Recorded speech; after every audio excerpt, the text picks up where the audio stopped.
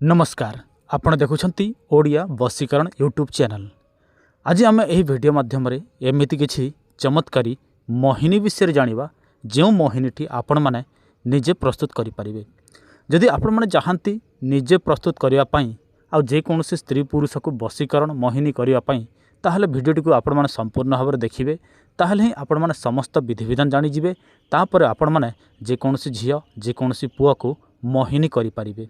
देखंतु जदि आपण माने थरे एही प्रयोग कर दियंती जीवन थिबा पर्यंत सही व्यक्ति केबे हेले मध्य आपणक ठारू दूरै जाई पारिबो नाही। केवल मात्र आपण मानकू एही प्रयोग करबा को पड़िबो। तापरे देखिबे यार चमत्कार प्रभाव से व्यक्ति ऊपर केमिति पड़ुछि। चलंतु जानि नेबा संपूर्ण प्रयोग विधि। किंतु आपण माने एमिति तंत्र मंत्र विषय जानिबा पई चाहंती वशीकरण आकर्षण मारण विद्वेषण स्तंभन ताहले वीडियोटी को लाइक करने सहित चैनल टी को सब्सक्राइब करके रखंतु।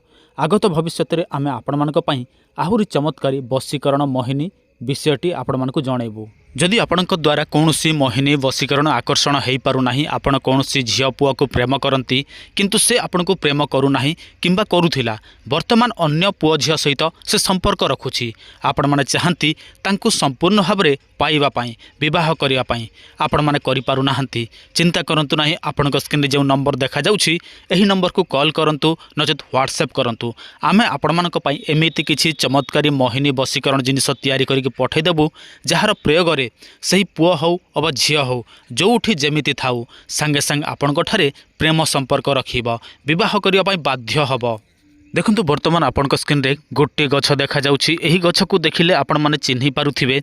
एहाकू पत्तर गजा कुहा जाए, ता सहित पत्थर चट्टा कुहा जाए, ता सहित अमर मध्य कुहा जाए। जदि आपण माने एही गछटी पाई पारुछंती ताहले आपण माने जे कोनोसी स्त्री पुरुष को वशीकरण करि पारिबे। किंतु आपण माने केमिति वशीकरण करिवे से विषयटा जानिबा निहाती आवश्यक। जदि आपण माने सेमिति डायरेक्ट करिवे ताहले कोनोसी फायदा नाही। जदि आपण माने विधि विधान सहित करिवे ताहले आपण माने जे कोनोसी स्त्री पुरुष को वशीकरण करि पारिबे। एही गछटी को आपण माने शनिवार दिन संध्या हेबा पूर्व निमंत्रण करिवे। जदि रविवार दिन पुष्या नक्षत्र पड़ुछि सही दिन एक निश्वास आपण माने एही गछटी को सही व्यक्तिर नाम नहीं कि उपाड़े जो व्यक्ति को आपण माने प्रेम करती विवाह करने चाहती। तापर एक निश्वास उपाड़ी आणवे निज घरे रखिए। तापर सेटा गोटे नाली कपड़ा रे बिछेबे एवं ता ऊपर रखिए। ताकू कंचा क्षीर रे धोइबे पंचामृत रे धोइबे एवं आपण माने षोडश पंचोपचार एवं तंत्र सिद्धि प्रयोग करेंगे। तापर एही चेरटी को कौन करेंगे जहाँ को वशीकरण करने चाहती से व्यक्ति जो रास्तार आसुछि से रास्तार जाइकी पोती देवे। तापर एमिति किछि चमत्कार हबो जहाँ आपण माने भाभी नथिबे।